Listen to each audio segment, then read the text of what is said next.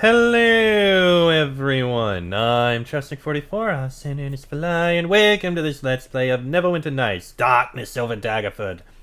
Last episode, we went and took a look around our new fortress, which is kind of ruined, and I wish we could figure out a way to get it better. I don't know how. As is, though, I can at least turn on all the lights. Also, we cleared out a Priest of Baal down below. So, that's been taken care of. Oh, that one's off. Now it's on. Okay, with nothing else that I can think of to do here, we can at least go and stop at the merchant to sell some things.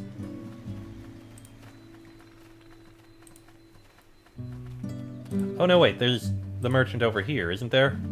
Yes, Lashar, I can talk to you. I greet you. Yes, I would like to sell you all of these few items. Don't need divine favor.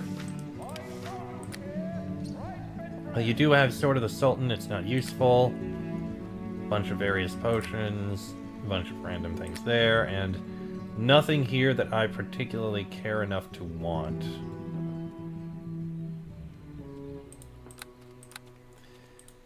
Again, I still don't know where we're supposed to go to solve this whole problem.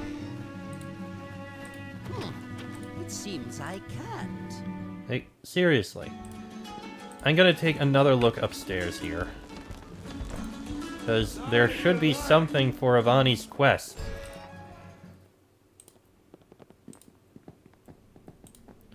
The only other person who I haven't spoken to is Yano Kent. I greet you. Nope, nothing there.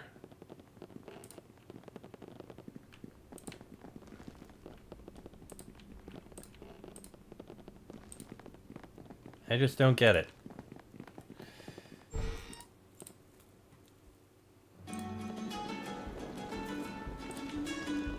Greetings, friend. Seriously, I don't know who you're supposed to talk to solve the whole thing with Ivani. Alright then. And I don't think there's anything in particular here that we can speak to Xanda about. Hello. Okay. Oh! Hold on, there are things there. I should have spoken to her. Ah, greetings, my valiant rescuer. Please take a moment to rest your weary feet and relax. Thank you, that is most kind. Hegrad has been over to see me, and he told me what happened that night out on watch. I still find it incredible that I came so close to such a horrible fate. Yes, indeed, a great evil was narrowly avoided. Thanks to you. I may only be a simple seamstress, but it is not so long since I was courted by a man of artistry, and it's from this time that I should like to bestow upon you a little gift, a token of my eternal gratitude for saving my life. Please take it. Thank you, Xanda. I had thought to sell it one day, but what value can one put on their life? Should I ever be suffering for money, I will remember how close I came to never having need of the stuff again. Well, I hope it suits you and you find some use for it. No doubt it will come in useful. Thank you once again. Dwenthor's Cape of Bravery. Cold resistance, blue, and a bonus to persuade. You know what? I think I'll take it. It's more cold resistance. Let's see. Reagan, you're currently wearing...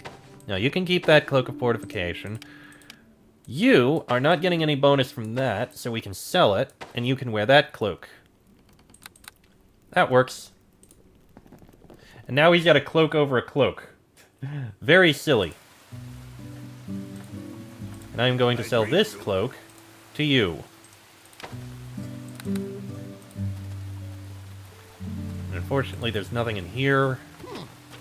Yes, what do you want? Actually, yeah, Reagan. We would do better to save You our said energy before that you rather once than held a wasting prestigious on post needless within the conversation. Kexula Gem Guard. What happened?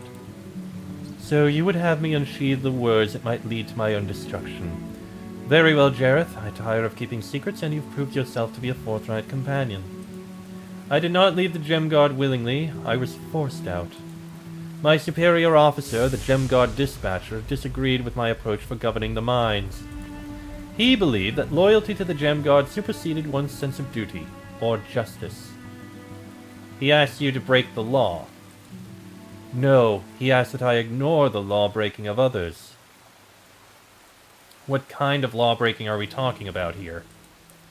The guards were in collusion with a powerful thieves guild who had all but taken complete control of the mines and their output. I uncovered the plot and revealed it to my superior officer. Little did I know that not only was the dispatcher involved in the plot, but he was its ringleader. This I found out later in prison. At the time, I simply suspected he was trying to protect our fellow guards from punishment for their crimes.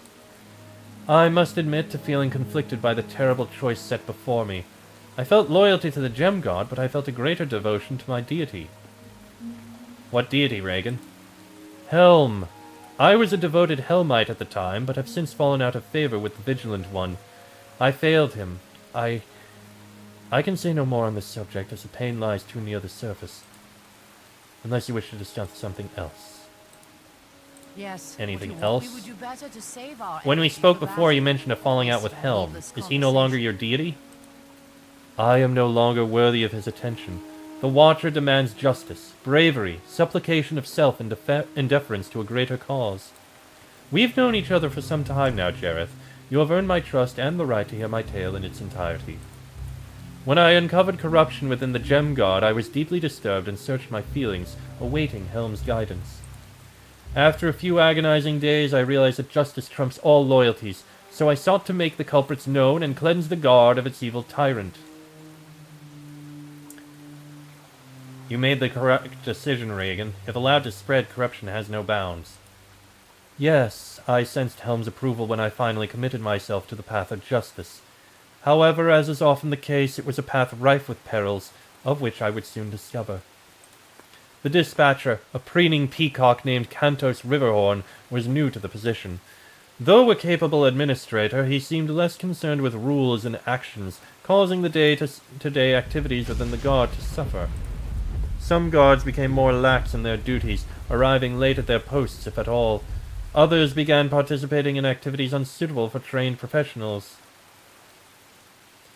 Sounds like Cantos wasn't doing a particularly good job and should have been replaced. I felt that Cantos deserved the benefit of the doubt and that it wasn't my place to judge his handling of the guards, so I simply adjusted my own expectations and continued to do my job. But then I received a letter. It was an anonymous note slipped under my bedroom door that detailed infiltration of the Gem Guard by a local thieves guild called the King's Tears. It was then I felt the need to approach the dispatcher. I read him the note and provided details on my initial interrogations. He listened intently before producing his own document. It was a signed affidavit from a large sampling of guards that accused me of stealing gems from the mines. I was placed under arrest and sent down into the mines to work alongside the orc slaves and prison convicts who comprised the bulk of the mine's workforce. The work was hard, unbearable, but the most difficult thing of all was the treatment I received at the hands of the guards. They saw me as a traitor and deserving of the harshest treatment possible. I would have died in those mines if I hadn't found a means to escape. That's a story for another day. Now, unless you have some other questions for me, I'd prefer that we continue on. Alright, Yes. can we Would you continue? better to We cannot. Very well. Alright, Perfin, how about you? Is there something you need? Talk? How did you acquire those The great colorful clothes? Gnomes are seldom known for their taste in fashion, but these sure have helped me out of a few tough spots. Perfin laughs merrily while patting a few of the many bulging pockets that line his garish jacket. For an adventurous gnome like myself, large pockets are essential. One needs room to carry all manner of gadgets, gizmos, and cogs. Perfin reaches deep into a gaping hole in his coat and produces what appears to be a handful of junk. You see a few loose wires, a broken mirror, a twisted wad of black twine, and some dead bugs. Are those things really useful? Picture this, my friend. I was trapped in Lady Spitalsmore's dark basement with no hope of escape. Well, I wasn't trapped so much as barred from leaving, for the lady had come home from her daily walk a bit earlier than expected. Through the basement door, I could hear her setting up her table for afternoon tea. My empty tummy began a fierce rumbling as mealtime approached. But since I had entered her home uninvited, I couldn't make my presence known, for she would certainly summon the guards. Trapped and famished, what a horrible state. Aye, we gnomes will go to great lengths to satisfy an empty stomach, Why, during the Great War of the Borough, Fizzbang Blartknocker himself... Oh, but that's a different story entirely. Now, where was I? Oh, yes, in Lady Spittlesmore's miserable basement, starving to death. You're probably wondering how I escaped. I used the items I just showed you, of course. First, I slipped the mirror under the door to survey my surroundings. I could see Lady Spittlesmore slurping down her noon tea at the kitchen table right next to the basement door. Then, I used these bits of wire to construct an intricate trap. A trap for Lady Spittlesmore? No, silly, a trap for lizards! Lizards, of course. Why didn't I think of that? Yes, and to catch a lizard, you need bait. That's where these Modovian dung beetles come in. Perfin holds the dead beetles up to your face for observation. The aroma reminds you of stale cow chips. And how did the twine factor into your escape plan? I tied the twine around the captured lizard's tail and slid it beneath the basement door. While the old lady ran out of the house screaming, I crept out of the basement, grabbed a few snacks from the kitchen table, and left for home. So what did you do with the lizard on the string? That, my friend, is a tale for another day. Perfin grins and pats one of his other pockets knowingly. Yes, talk. But we seek the great prize. And You speak of the great prize. If you could have anything, Perfin, what would it be? Perfin answers without hesitation. Oh, that's simple, friend. The answer is wealth. Gold, silver, gems. Oh yes, gems are especially nice. Perfin rubs his hands together greedily. Once I have enough coin and gems in my pockets, all my heart's desires can be realized at last. Your heart's desire is wealth? What of love? What of family? Oh, what of them? Love, family, these things only lead to unhappiness in the end. Wealth, on the other hand, has no strings attached. Its bounty is pure pleasure, purchased at a whim, and kept for as long as necessary. You would choose wealth over family. I believe if a gnome is rich enough and is willing to spread the wealth accordingly, his family might call him successful and perhaps overlook his past transgressions. What are these past transgressions you speak of? It is something I'd prefer not to speak of now, as the pain from these wounds is still fresh. Have you other questions for me, friend? Have you always been a thief? When I was young, I tried to become a great inventor like my grandma, Retsotner Dugrick. She taught me the two fundamental truths of gnomish inventions. First, for every trivial problem, there exists a complex invention to solve it. Second, every invention can be improved with the liberal addition of cogs. As with most young lads in the Dugrick clan, I was often tasked with peeling potatoes for harvest stew. It was there, deep within the bowels of the underground kitchens, where I conceived my first great invention, the Shredomatic 1000. What's a Shredomatic 1000? It was an invention that would be desired by every gnomish housewife, and one destined for a place of honor in Gon's High House of Wonders in Baldur's Gate. There it would be displayed alongside Gurn's Great Gnome Flinger and Baldric's Brilliant Blam Blower. Fueled by a burning desire, I feverishly set to building my first prototype. When it was finished, I persuaded the chief cook, Bitty Bitterbreath, to test my invention. She chose the new Harvest Festival as the day to try out my device, as it involved peeling a veritable mountain of potatoes. To grant any device maximum exposure, she began to peel the potatoes within full view of the banquet's most prominent guests. This proved to be my undoing. It shredded more than just potatoes? Something jammed its navigation system, for it veered away from the mound of potatoes and headed straight for the guest table. Mayor Wimblesnort's new silk hat was the first victim, followed by Dame Edza's prize wig, flinging strands of grey hair into Bitterbreath's famous harvest soup. The guests' screams could be heard for miles as they desperately sought refuge from the Shredomatic's whirling fury. Dame Edgar, now completely bald without her wig, turned red as a beet and dived headlong into a bowl of New Harvest punch. The New Harvest Festival was a complete disaster. But fortunately my pride was spared any serious injury, as all in attendance said the device showed promise with a bit of further testing. Of course, I spent the rest of the week peeling potatoes in Bitterbreath's dark kitchen. You were lucky that no one was killed. Yes, I suppose that I was lucky, on that occasion at least. Perfin sighs unhappily and glibly palms a coin from one hand to another. Besides, there are easier ways to earn a few coins. Now, what other questions do you have for me? Yes, talk. Nothing else, then. Okay. So, still, I just don't get how I'm supposed to solve this problem with Ivani's incredible fantabulizer. I think the only option is to just continue on. Tidings to ya. Alright, well, tell you where I think we'll look next, because we do have a few more minutes. I think I'm going to take a look to the east, because there is a quest over there that we do need to handle and take care of. So let's take a look at Brush of Barbs. We can spend at least a few minutes here. Ooh. There's a web here. Very webby area. Interesting. And some bones. Oh, hi. Giant spiders. And an ettercap. You better have some coin on you after all this trouble.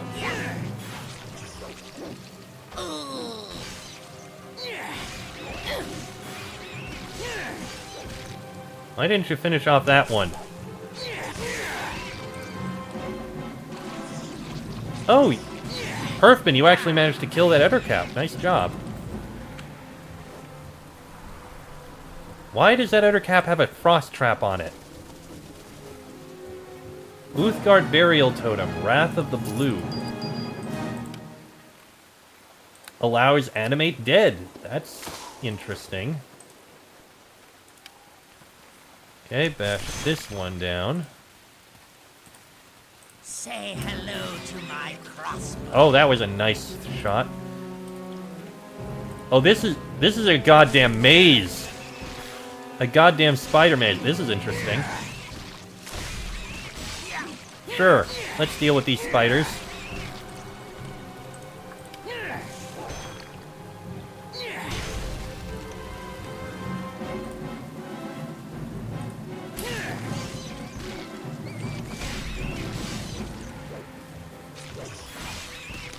Okay. Little tricky to navigate, but... Oh, I can navigate it. Say hello to my crossbow. There we go. Next, this one. Taste steel, villainous wretch.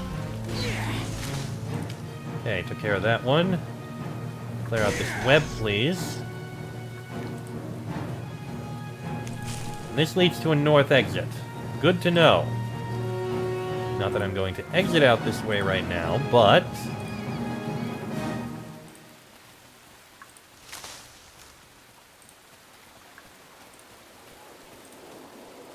Okay, that seems to be it.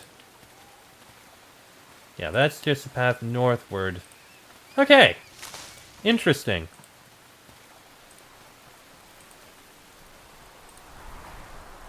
Well, let's take a look to the south a bit here. More bones. Through thistles and thorns, ho-hum, with the birds and squirrels, pum-pum. We ran with the... oh, I'm not sure what came over me there. Huh. Okay, well, we've got some bones here. With a large bone that we are not going to do anything with. This seems to lead to a dead end. A cave in the wilderness. Alright, we can take a look in here. See what's here. There is... This is a cave. There's nothing in this cave. Okay then. Actually, you know what? Since it's an empty cave, we're going to rest in here. It feels like there should be something in here, but for some reason there isn't. I don't know. Okay, let's keep looking around. I have often envied the druids in their reverence of nature. To be able to perceive the true splendor of simple foliage. To... Ow! Stupid prickly bush. And here we have Twin Oaks. Okay, obviously there's going to be some quests around here that we need to do. Forest Bramble. Between these two towering oak trees, the forest bramble thickets are especially dense. Rows of long, creeping thorn vines snake through the bramble, forming an impenetrable wall of prickly foliage. Examine the vines. The creeping vines have been enchanted by a very powerful druid. The vines can only be commanded when a certain password is spoken.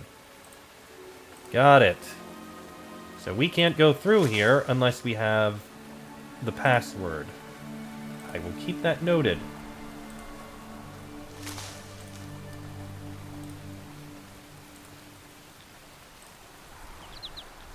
Oh, Lucas Wood.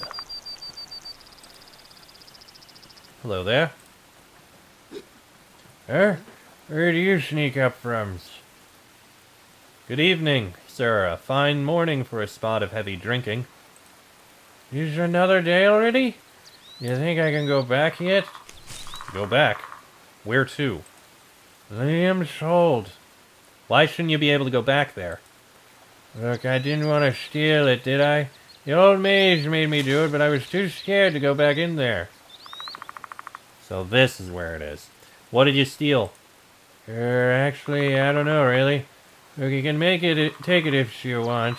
I don't want it no much. I didn't have no choice. Old mage. Yeah.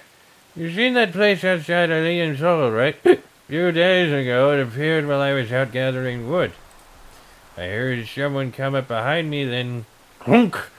Next thing I know, I'm waking up, and this old man's telling me I have to steal this thing here from the inn and bring it to him.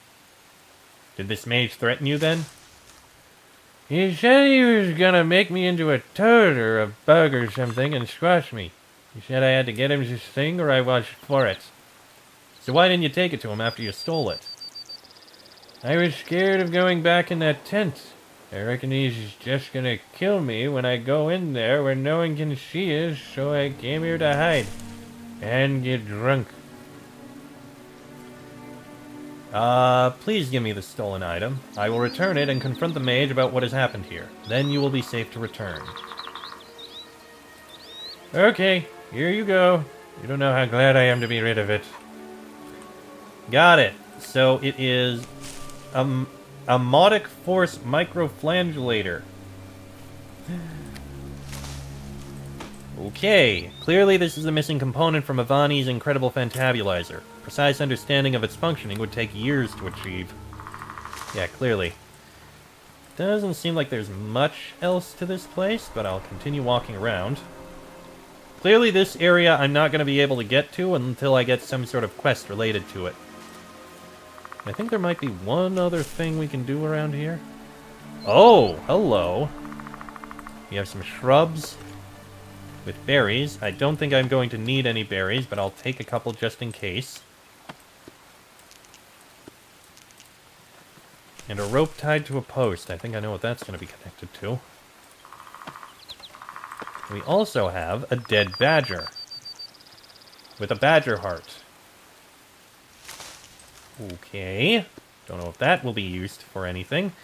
And a rope tied to a post. Where does this go? This goes down here. Some more bones. Ancient obelisk, ancient throne. This tall, weathered obelisk is covered with centuries of dirt and grime. A row of angular runes barely visible beneath the grime is carved into the obelisk's heavy stone base. Read the runes. The ancient rune reads, "Here lies the great Talarthir, emperor of the 9th dynasty of lords. Say Tamatamoth." A soft breeze blows through the ravine, and you hear a few words carried like whispers upon the wind. There upon the ancient throne of Talarthir place the offerings. The bone of the long dead, the heart of the recently deceased, the fruit of what shall live. Ah. I see. Okay, so this is what we need these for.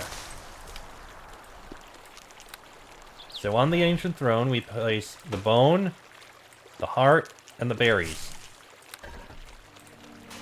Touch the obelisk. A dark green mist swirls out of the ancient obelisk, dancing chaotically on the breeze before settling onto the throne. Suddenly there is a flash of light, then only darkness. The Tomb of Talarthia. Oh. The corpse of a teenage boy lies on the floor before you. Examine it.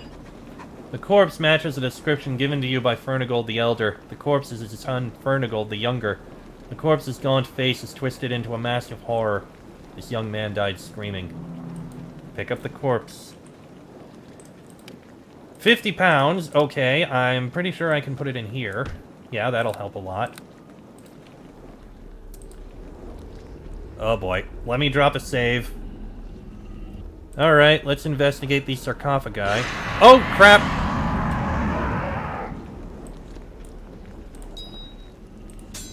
Right.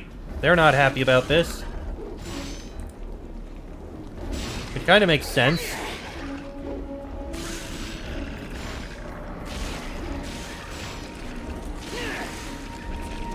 Okay. Hold on, let me get that skeleton warrior. I want to make sure Perfman, even if he is terrified, doesn't die. Reagan, you can distract the mummy for now. I'll get on there and help you out in a minute. Let me finish off these skeletons. And now the warrior. The mummy, I mean.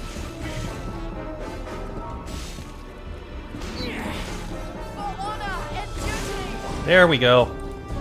Alright, and now we can loot the rest of this tomb. Ooh, Potion of Heal, very useful. +1 Scarab of Protection. Eh. Here we have... Ooh. +1 full plate. It's too heavy. It's difficult to carry. Alright, let me finish looting things. Ring of Crimson. And in the central sarcophagus, what do we have? Rod of the Ghost. That is something useful. So I have half plate +1. This is full plate +1. That is 100% better. The Rod of the Ghost is something that could be useful to use. It is 1 a day. So it would be something that would be useful to have on me. This is... It's half a pound.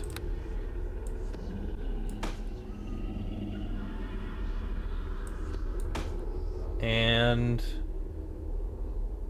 I can't even use Remove Fear. Why do I have that? And I put this in here. There we go. And... I don't really need garlic.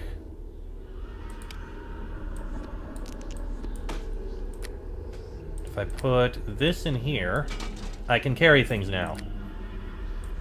Okay. Don't need the Scarab of Protection. Ring of Crimson doesn't need to go on anyone. Okay.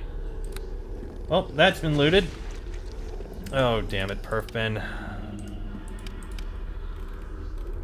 Oh, wait, I can remove disease. There you go. Very convenient. Now we can get out of here. Return to the ravine outside. And with that, I am going to end this episode here. Next episode, we have a couple quests to turn in and things to deal with. But that'll be in the next episode. So, until then, I am Chester44. I'm a St. Annie's Fly. That is Jareth Loreni, Reagan, and Perfman. This has been a Let's Play of Neverwinter Nights, Darkness over Daggerford, and I shall see you all next time.